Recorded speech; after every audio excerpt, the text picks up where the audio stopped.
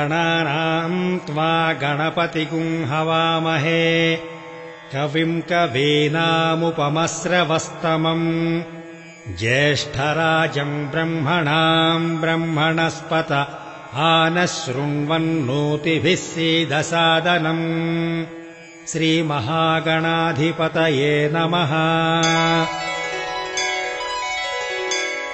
त्रिदलम् त्रिगुणाकारम् त्रिनेत्रम् च त्रियायुधम् त्रिजन्म पापसंहारम् एकबिल्वम् शिवार्पणम् त्रिशाखैर्बिल्वपत्रैश्च अच्छिद्रैः कोमलैः शुभैः तव पूजाम् करिष्यामि एकबिल्वम् शिवार्पणम् सर्वत्रैलोक्यकर्तारम् सर्वत्रैलोक्यपालनम् सर्वत्रैलोक्यहर्तारम् एकबिल्वम् शिवार्पणम् नागाधिराजवलयम् नागहारेण भूषितम् नागकुण्डलसंयुक्तम् एकबिल्वम् शिवार्पणम् अक्षमालाधरम् रुद्रम् पार्वतीप्रियवल्लभम् चन्द्रशेखरमीशानम् एकबिल्वम् शिवार्पणम् त्रिलोचनम् दशभुजम् दुर्गादेहार्थधारिणम् विभूत्यभ्यर्चितम् देवम् एकबिल्वम् शिवार्पणम् त्रिशूलधारिणम् देवम् नागाभरणसुन्दरम् चन्द्रशेखरमीशानम् एकबिल्वम् शिवार्पणम् गङ्गाधराम्बिकानाथम् फणिकुण्डलमण्डितम् कालकालम् गिरीशम् च एकबिल्वम् शिवार्पणम्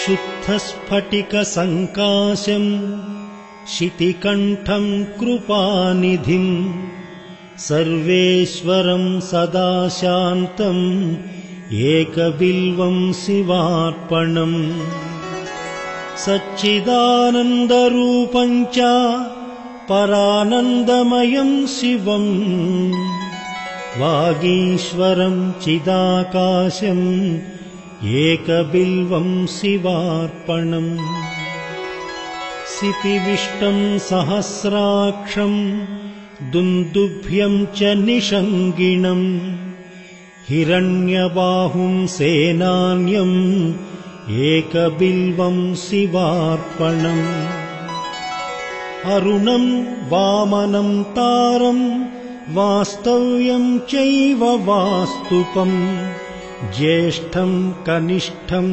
वैशन्तम् एकबिल्वम् शिवार्पणम् हरिकेशम् सनन्दीशम् उच्चैर्घोषम् सनातनम् अघोररूपकम् कुम्भम् एकबिल्वम् शिवार्पणम् पूर्वजावरजम् याम्यम् सूक्ष्मतस्करनायकम् नीलकण्ठम् जघन्यम् च एकबिल्वम् शिवार्पणम् सुराश्रयम् विषहरम् वर्मिणम् च वरोधिनम् महासेनम् महावीरम् एकबिल्वम् शिवार्पणम् कुमारम् कुशलम् कूप्यम् वदान्यम् च महारथम्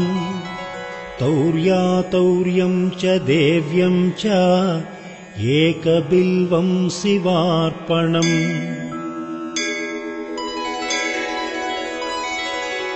दशकर्णम् ललाटाक्षम् पञ्चवक्त्रम् सदाशिवम् अशेषपापसंहारम् एकबिल्वम् शिवार्पणम्।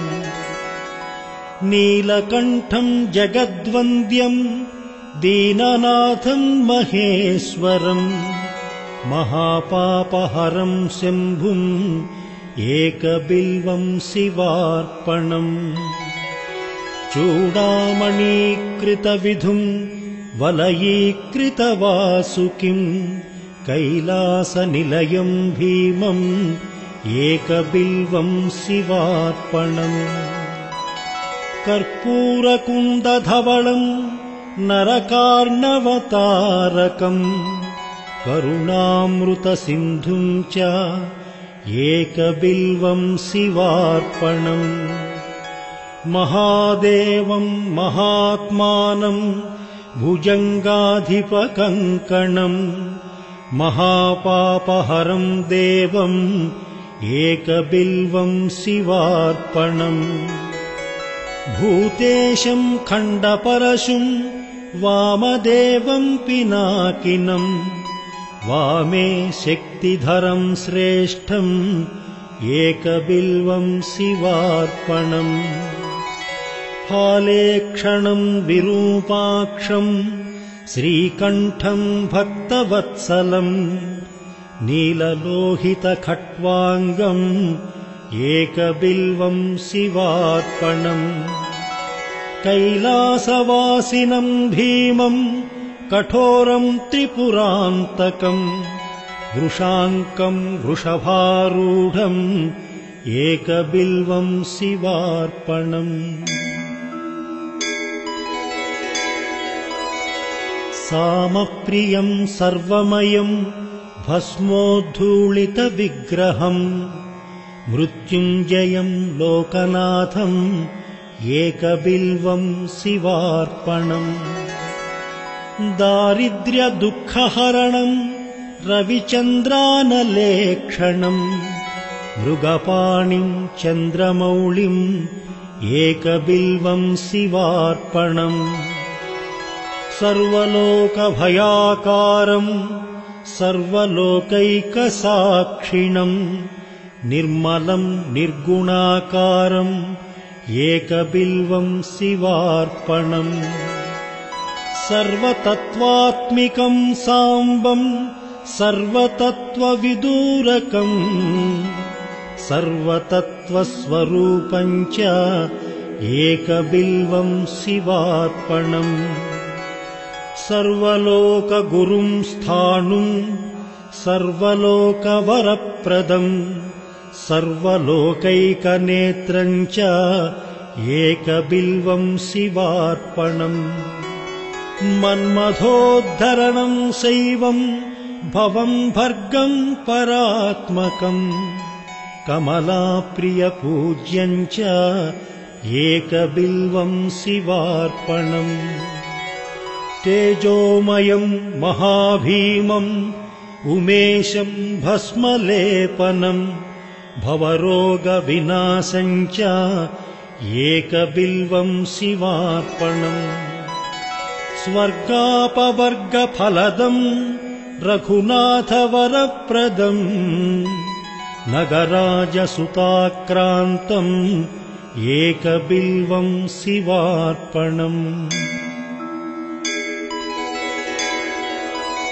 मञ्जीरपादयुगलम् कुम्भलक्षणलक्षितम् फणिराजविराजम् च एकबिल्वम् शिवार्पणम्।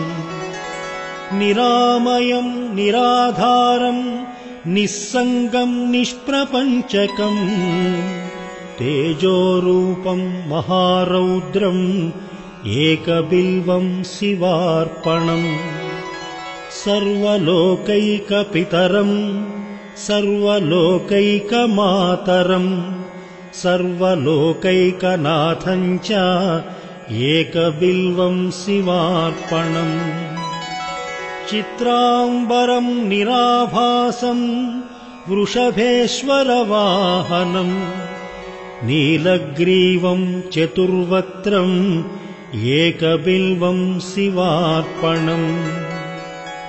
रत्नकञ्चुकरत्नेशम् रत्नकुण्डलमण्डितम् नवरत्नकिरीटम् च एकबिल्वम् शिवार्पणम् दिव्यरत्नाङ्गुलीकर्णकण्ठाभरणभूषितम् नानारत्नम् मणिमयम् एकबिल्वम् शिवार्पणम् रत्नाङ्गुलीयविलसत्करशाखनखप्रभम् भक्तमानसगेयम् च एकबिल्वम् शिवार्पणम् वामाङ्गभागविलसत् अम्बिकावीक्षणप्रियम् पुण्डरीकनिभाक्षम् च एकबिल्वम् शिवार्पणम्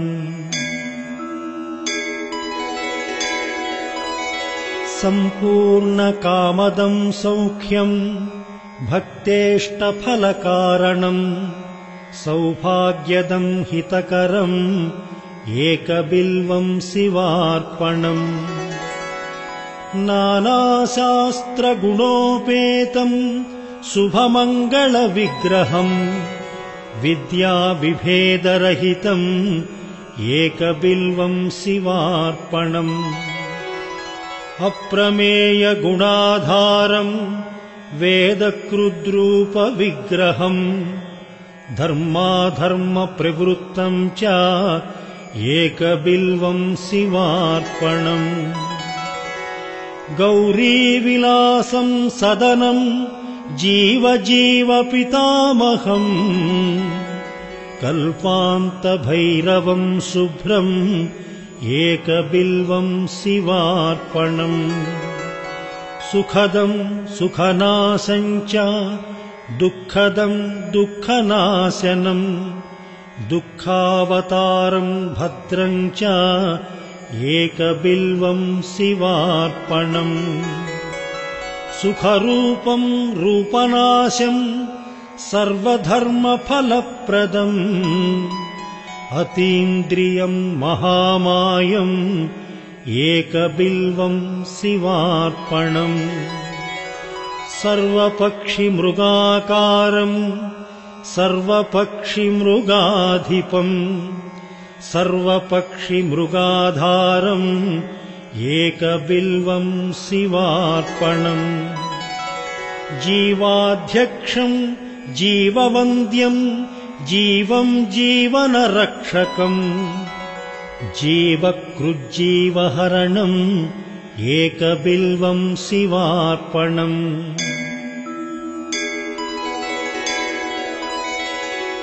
विश्वात्मानम् विश्ववन्द्यम् वज्रात्मा वज्रहस्तकम् वज्रेशम् वज्रभूषम् च एकबिल्वम् शिवार्पणम् गणाधिपम् गणाध्यक्षम् प्रलयानलनाशकम् जितेन्द्रियम् वीरभद्रम् एकबिल्वम् शिवार्पणम् त्र्यम्बकम् हृतम् शूरम् हरिषड्वर्गनाशकम्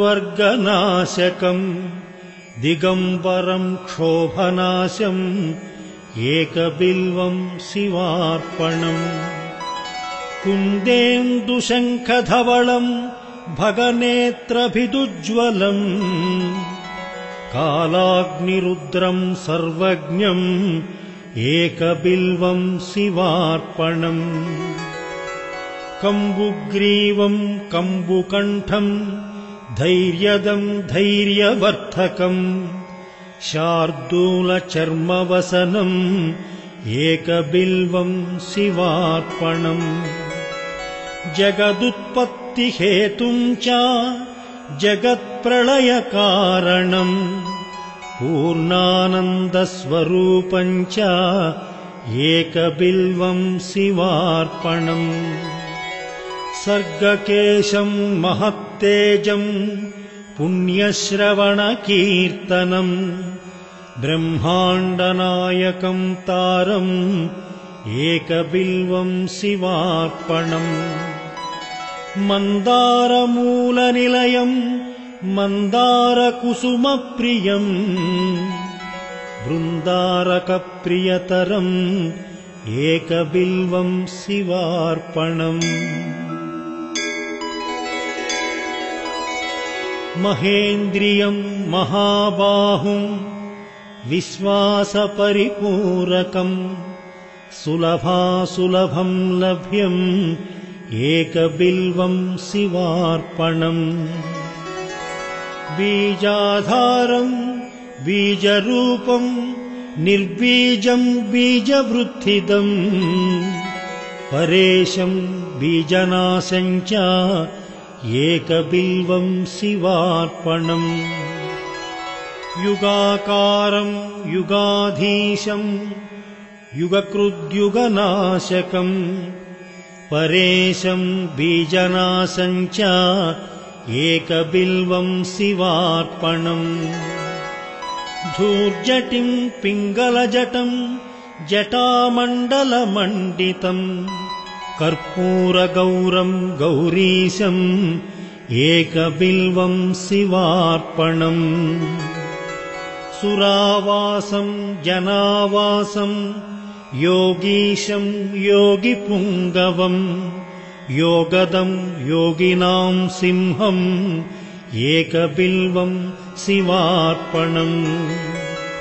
उत्तमानुत्तमम् तत्त्वम् अन्धकासुरसूदनम् भक्तकल्पद्रुमस्तोमम् एकबिल्वम् शिवार्पणम्।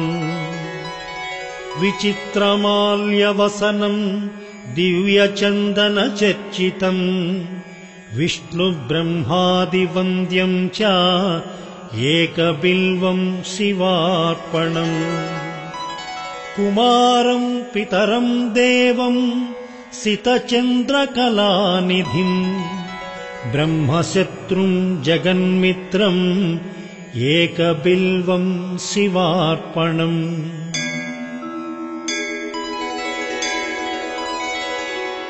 लावण्यमधुराकारम् करुणारसवारिधिम् भ्रुवोर्मध्ये सहस्रार्चिम् एकबिल्वम् शिवार्पणम्।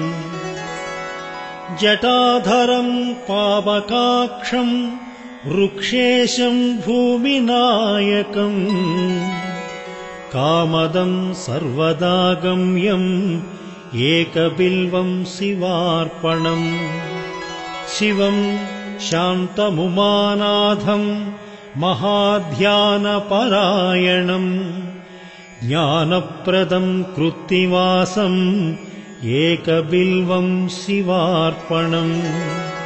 वासुप्युरगहारम् च लोकानुग्रहकारणम् ज्ञानप्रदम् कृत्तिवासम् एकबिल्वम् शिवार्पणम्। शशाङ्कधारिणम् भर्गम् सर्वलोकैकशङ्करम् शुद्धम् च शाश्वतम् नित्यम् एकबिल्वम् शिवार्पणम्। शरणागतदीनार्ति परित्राणपरायणम् गम्भीरम् च वषट्कारम् एकबिल्वम् शिवार्पणम्। भोक्तारम् भोजनम् भोज्यम् जेतारम् जितमानसम् करणम् कारणम् जिष्णुम् एकबिल्वम् शिवार्पणम्। क्षेत्रज्ञम् क्षेत्रपालम् च परार्थैकप्रयोजनम् व्योमकेशम् भीमवेषम् एकबिल्वम् शिवार्पणम्।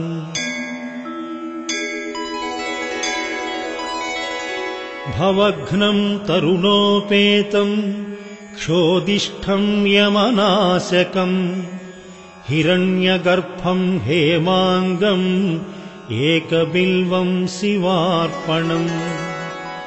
दक्षम् चामुण्डजनकम् मोक्षदम् मोक्षकारणम् हिरण्यगर्भम् हेमरूपम् एकबिल्वं शिवार्पणम् महाश्मशाननिलयम् प्रच्छन्नस्फटिकप्रभम् वेदाश्वम् वेदरूपम् च एकबिल्वं शिवार्पणम् स्थिरम् धर्मम् उमानाथम् ब्रह्मण्यम् चाश्रयम् विभुम् जगन्निवासम् प्रथमम् एकबिल्वं शिवार्पणम् रुद्राक्षमालाभरणम् रुद्राक्षप्रियवत्सलम् रुद्राक्षभक्तसंस्तोमम् एकबिल्वं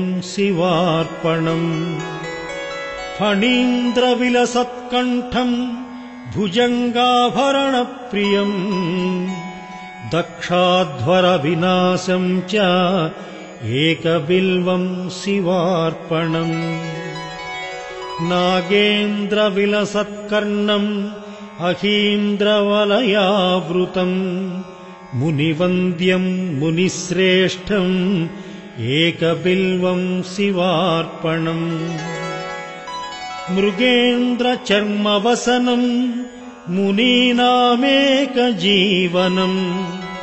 सर्वदेवादिपूज्यम् च एकबिल्वं शिवार्पणम् निधनेशम् धनाधीशम् अपमृत्युविनाशनम् लिङ्गमूर्तिमलिङ्गात्मम् एकबिल्वं शिवार्पणम् भक्तकल्याणदम् व्यस्तम् वेदवेदान्तसंस्तुतम् कल्पकृत्कल्पपाशम् च एकबिल्वं शिवार्पणम् घोरपातकदावाग्निम् जन्मकर्म विवर्जितम् कपालमालाभरणम् एकबिल्वं शिवार्पणम् मातङ्गचर्मवसनम् विराड्रूपविदारकम्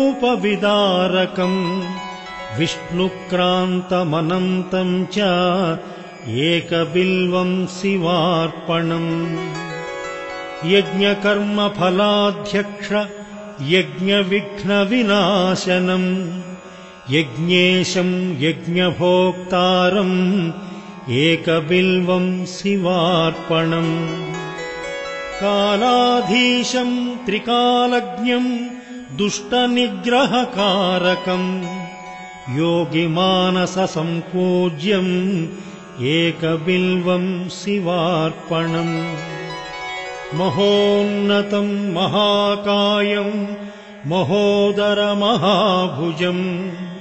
महावक्त्रम् महावृद्धम् एकबिल्वं शिवार्पणम् सुनेत्रम् सुललाटम् च सर्वभीमपराक्रमम् महेश्वरम् शिवतरम् एकबिल्वं शिवार्पणम्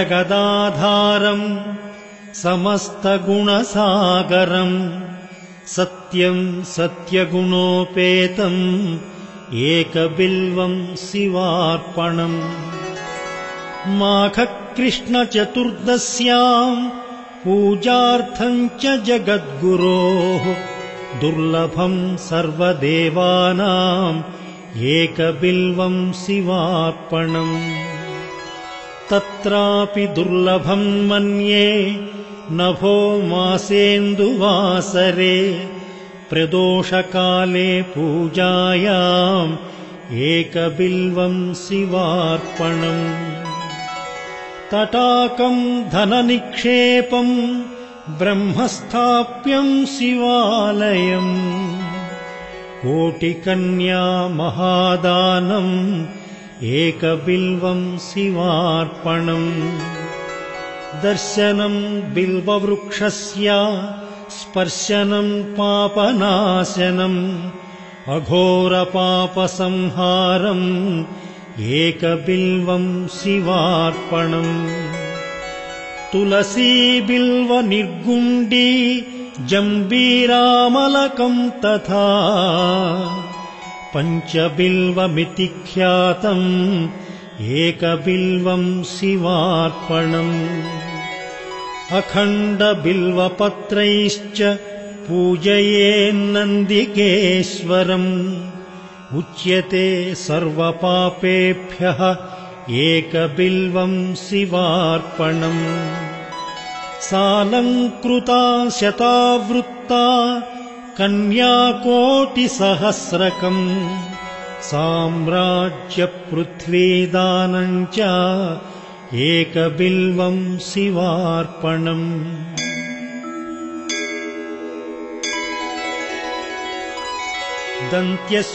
दन्त्यश्वकोटिदानानि अश्वमेधसहस्रकम् सवत्सधेनुदानानि एकबिल्वम् शिवार्पणम् चतुर्वेदसहस्राणि भारतादिपुराणकम् साम्राज्यपृथ्वीदानम् च एकबिल्वम् शिवार्पणम् सर्वरत्नमयम् मेरुम् काञ्चनम् दिव्यवस्त्रकम् तुलाभागम् शतावर्तम् एकबिल्वम् शिवार्पणम् अष्टोत्तरशतम् बिल्वम् योर्चयेल्लिङ्गमस्तके अथर्वोक्तम् वदेद्यस्तु एकबिल्वम् शिवार्पणम् काशीक्षेत्रनिवासम् च कालभैरवदर्शनम् अघोरपापसंहारम् एकबिल्वम् शिवार्पणम् अष्टोत्तरशतश्लोकैः स्तोत्राद्यैः पूजयेद्यथा त्रिसन्ध्यम् मोक्षमाप्नोति एकबिल्वम् शिवार्पणम् दन्तिकोटिसहस्राणाम् भूहिरण्यसहस्रकम् सर्वक्रतुमयम् पुण्यम् एकबिल्वम् शिवार्पणम् पुत्रपौत्रादिकम् भोगम् भुक्त्वा चात्र यथेप्सितम् अन्ते च शिवसायुज्यम् एकबिल्वम् शिवार्पणम्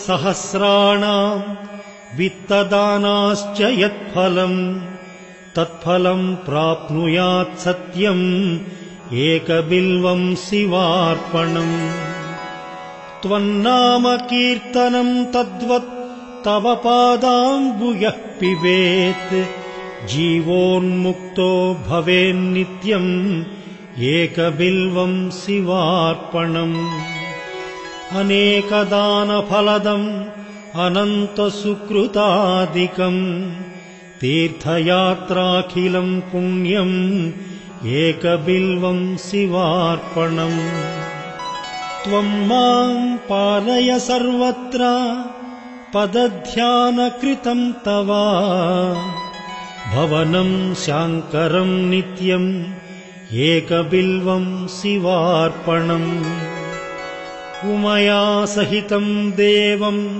सवाहनगणम् शिवम् भस्मानुलिप्त सर्वाङ्गम् एकबिल्वम् शिवार्पणम् सालग्रामसहस्राणि विप्रान्नम् शतकोटिकम् यज्ञकोटिसहस्राणि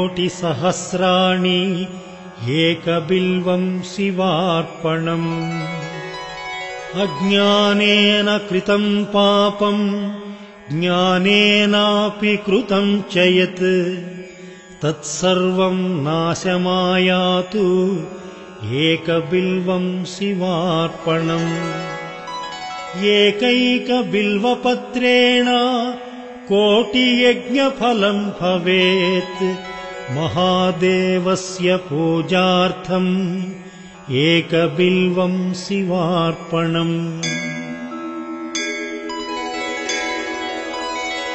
अमृतोद्भववृक्षस्य महादेवप्रियस्य च मुच्यन्ते कण्टकाघातात् कण्टकेभ्यो हि मानवाः।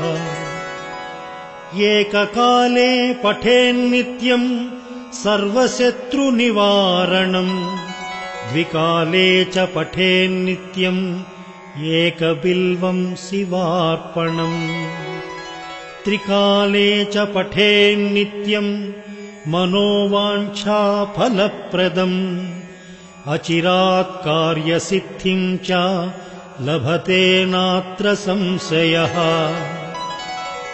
एककालम् द्विकालम् वा त्रिकालम् यः पठेन्नरः लक्ष्मीप्राप्तिः शिवाकाशः शिवेन सह मोदते। कोटिजन्म कृतम् पापम् अर्चनेन विनश्यति सप्तजन्म कृतम् पापम् श्रवणेन विनश्यति। जन्मान्तरकृतम् पापम् पठनेन विनश्यति दिवारात्रकृतम् पापम् दर्शनेन विनश्यति।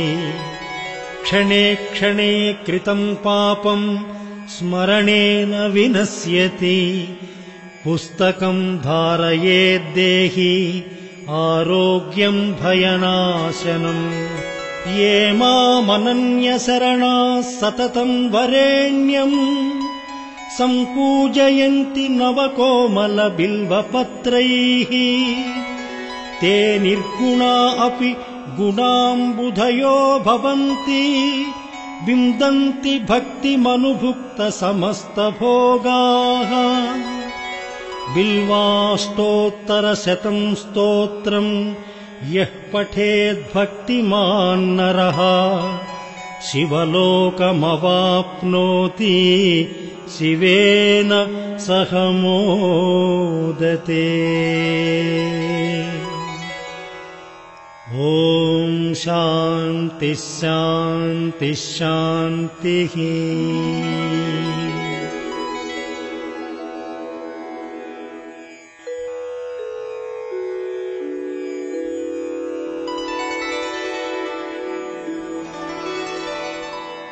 एककाले पठेन्नित्यम् सर्वशत्रुनिवारणम् द्विकाले च पठेन्नित्यम् एकबिल्वम् शिवार्पणम् त्रिकाले च पठेन्नित्यम् मनोवाञ्छाफलप्रदम् अचिरात् कार्यसिद्धिम् च लभते नात्र संशयः।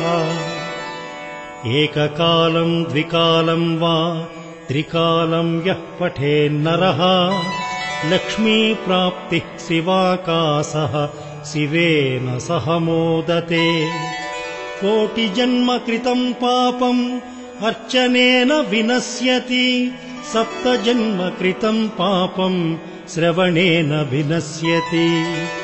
जन्मान्तरकृतम् पापम् पठनेन विनश्यति दिवारात्रकृतम् पापम् दर्शनेन विनश्यति। क्षणे क्षणे कृतम् पापम् स्मरणेन विनश्यति पुस्तकम् धारयाद्देहि आरोग्यम् भयनाशनम्।